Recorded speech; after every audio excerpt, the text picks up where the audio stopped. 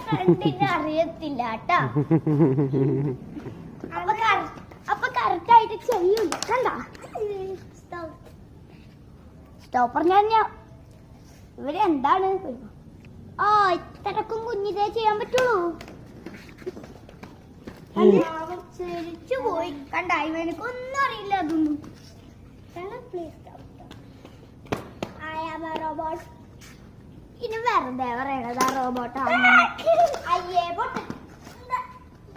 ഒരിത് ഞാൻ നടന്നു കാണിച്ചു തരാവേ. വരൂട്ടെ.